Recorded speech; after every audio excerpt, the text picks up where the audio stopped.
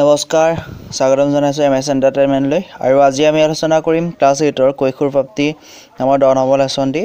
নমস্কাৰ যিসকলে আগৰ ভিডিঅ'টি চোৱা নাই এটো সাৰ্চ কৰি আপোনালোকে চাব পাৰে যে পাৰ্ট 1 ক্লাছ 8ৰ চেপ্টাৰ নম্বৰ 9। Thank you. আহক আমি ভিডিঅ'টি আৰম্ভ কৰো। প্ৰথম কোৱেশ্চনটো কৈছে যে অন্তঃচাবি গ্ৰন্থিয়ে দেহৰ পৰিৱৰ্তনৰ বাবে নিঃসৰণ কৰা পদাৰ্থসমূহ কি নামেৰে নামাকৰণ কৰা হৈছে। যে অন্তঃচাবি গ্ৰন্থিয়ে দেহৰ পৰিৱৰ্তনৰ বাবে নিঃসৰণ কৰা পদাৰ্থসমূহ হৰমন নামেৰে নামাকৰণ কৰা হৈছে। আনসাৰটো হ'ব হৰমন। নেক্সট কোৱেশ্চনটো কৈছে যে কৈশোৰ কালৰ সংজ্ঞা দিয়া। যে জীৱনৰ যিটো কালত শাৰীৰিক পৰিৱৰ্তন ঘটি পৈণত প্ৰজনন প্ৰাপ্তি হয় সেই কালছোৱাকে কৈশোৰ কাল বোলে। আনহাতে কৈশোৰ কাল সাধাৰণতে 11 বছৰৰ পৰা আৰম্ভ হৈ 18 বা 19 বছৰ বয়স পৰ্যন্ত চলি থাকে। এই অৱস্থাটোক নাবালক বুলিও কোৱা হয়। বন্ধু-বান্ধৱীসকল নেক্সট কোৱেশ্চনটো কৈছে যে মাহেকীয়া ঋতুচক্ৰ কি ব্যাখ্যা কৰা। যে মহিলাৰ প্ৰজনন ক্ষমতা প্ৰায় 10 বছৰৰ পৰা 12 বছৰৰ পৰা আৰম্ভ হয়, অৰ্থাৎ প্ৰজনন প্ৰাপ্তি হোৱাৰ পৰা আৰম্ভ হয়। এই ক্ষমতা প্ৰায় 45 পৰা 50 বছৰলৈ চলি থাকে। প্ৰজনন ক্ষমতা প্ৰাপ্তিৰ প্ৰায় ডিম্বাণুৰ গঠন হৈ পুৰঠ হ'বলৈ ধৰে। প্ৰায় 24 পৰা 30 দিনৰ ভিতৰত একোটা পুৰঠ ডিম্বাণুৰ নিঃসৰণ হয়। এই সময়ত যদিহে ডিম্বাণু নিষেচিত হয় ই জৰায়ুৰ বেৰত লাগি ধৰে আৰু জৰায়ুৰ বেৰ ডাঠ হৈ তাত বিকশিত হ'বলৈ ধৰে। এই অৱস্থা গৰ্ভাৱস্থা বোলে। যদি ডিম্বাণু নিষেচিত নহয় ডিম্বাশয়ৰ পৰা ওলোৱা ডিম্বাণু জৰায়ুৰ ডাঠ আৱৰণ আৰু ৰক্তনলিকাৰ সৈতে শৰীৰৰ বাহিৰলৈ ওলাই আহে আৰু ইয়াৰ ফলত ৰক্তক্ষৰণ হয়। ইয়াকে মাহেকীয়া ঋতুচক্ৰ বোলে। প্ৰথম ঋতুস্মান প্ৰজনন ক্ষমতা প্ৰাপ্তিৰ সময়ত হয় আৰু ইয়াকে পুষ্পিতা হোৱা বোলে। নেক্সট কোৱেশ্চনটো কৈছে যে প্ৰজনন ক্ষমতা প্ৰাপ্তিৰ সময়ত হোৱা দেহৰ পৰিৱৰ্তনসমূহৰ তালিকা কৰা। আনসাৰটো হ'ব শৰীৰৰ উষ্ণতা বৃদ্ধি, শাৰীৰিক আকৃতি পৰিৱৰ্তন, মাতৰ পৰিৱৰ্তন, ঘৰ্ম আৰু তৈলগ্ৰন্থিৰ বৰ্ধিত ক্ৰিয়া, শালমইনা ওলাই, বৌদ্ধিক আৰু আৱেগিক পৰিপক্কতা ইত্যাদি, গৌণ চৰিত্ৰ যেনে ল'ৰাৰ দাড়ি, গোফ গজা, ডিম্বাণু আৰু শুক্ৰাণু নামৰ জননকোষ গঠন ইত্যাদি। নেক্সট কোৱেশ্চনটো কৈছে যে দুটা স্তম্ভযুক্ত তালিকা এখন প্ৰস্তুত কৰি অন্তঃচাবি গ্ৰন্থিসমূহৰ নাম এটা স্তম্ভত আৰু নিৰ্দিষ্ট অন্তঃচাবি গ্ৰন্থিয়ে নিঃসৰণ কৰা হৰমনবিধ আনটো স্তম্ভত লিখি উলিওৱা। যে অন্তঃচাবি গ্ৰন্থি এইসমূহৰ নাম হৈছে পিটুইটাৰী, থাইৰয়ড, এড্ৰিনেল আৰু অগ্নাশয়।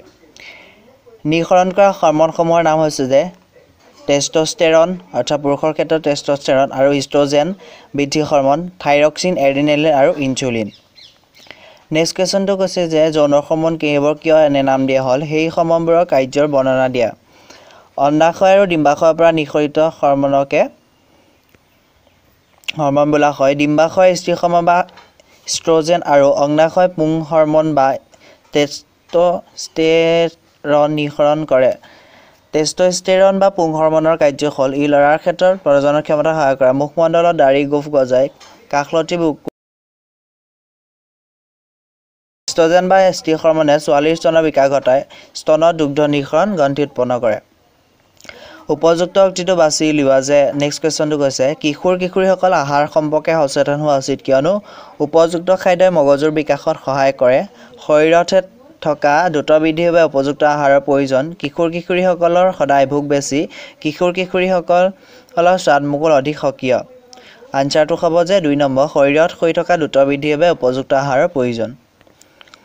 নেক্সট কোৱেশ্চনটো কৈছে মহিলাৰ প্ৰজননৰ বয়স আৰম্ভ হয় যেতিয়া মাহেকীয়া ঋতুচক্ৰ আৰম্ভ হয়, যেতিয়া স্তনৰ বিকাশ হয়, যেতিয়া দেহৰ ওজন বাঢ়ে, যেতিয়া ওখ হয়। আনসাৰটো হ'ব যেতিয়া মাহেকীয়া ঋতুচক্ৰ আৰম্ভ হয়। নেক্সট কোৱেশ্চনটো কৈছে যে কিশোৰ-কিশোৰী যথোপযুক্ত আহাৰৰ সামগ্ৰী হ'ল চিপছ, চাওমিন, কক, ৰুটি, দাইল, শাক-পাচলি, ভাত, চাওমিন, বাৰ্গাৰ, শাক-পাচলিযুক্ত কাটলেট, চিপছ আৰু নেমু ৰস। আনসাৰটো হ'ব ৰুটি, দাইল, শাক-পাচলি। নেক্সট কোৱেশ্চনটো কৈছে চমুটোকা লেখা। ডিঙিৰ ঘটিকা। যে প্ৰজনন ক্ষমতা প্ৰাপ্তিৰ সময়ত স্বৰযন্ত্ৰৰ বৃদ্ধি হ'বলৈ ধৰে। ল'ৰাৰ ক্ষেত্ৰত স্বৰযন্ত্ৰবোৰ ডাঙৰ হয়। ল'ৰাৰ বৰ্ধিত স্বৰযন্ত্ৰৰ উদাহৰণস্বৰূপে বাহিৰলৈ বাঢ়ি অহা অংশটোক ডিঙিৰ ঘটিকা বোলে। নেক্সট কোৱেশ্চনটো কৈছে যে গৌণ যৌন চৰিত্ৰ। অন্ডাশয় আৰু ডিম্বাশয় হয় প্ৰজনন অংগ। এই অংগসমূহে যথাক্ৰমে শুক্ৰাণু আৰু ডিম্বাণু নামৰ জননকোষ উৎপন্ন কৰে।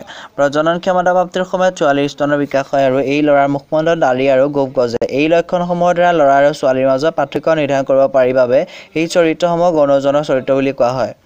ল'ৰাৰ বৰো অংশত নোম গজে, বুকু অংশত নোম গজে আৰু ল'ৰা আৰু ছোৱালী উভয়ৰে বাহুৰ তলত আৰু নোম গজে।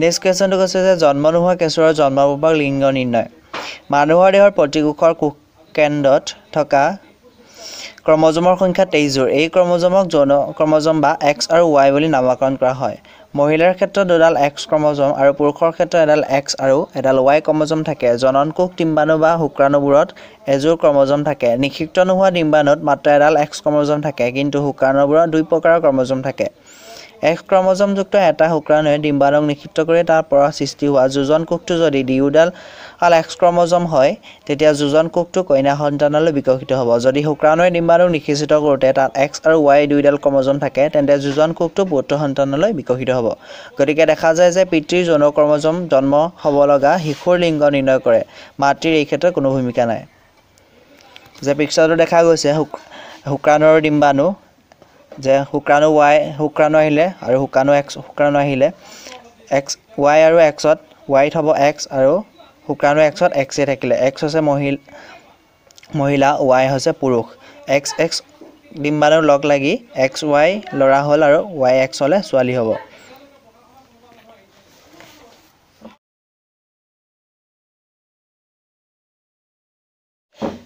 ধন্যবাদ আজি 10 নম্বৰ লেসনটি আলোচনা কৰিলো আৰু যদি PDF-ত কাৰোবাক এই আনসাৰসমূহ দৰকাৰ হয় তেনেহলে আপোনালোকে মেইল কৰিব পাৰে mriganchikka1999@gmail.com Thank you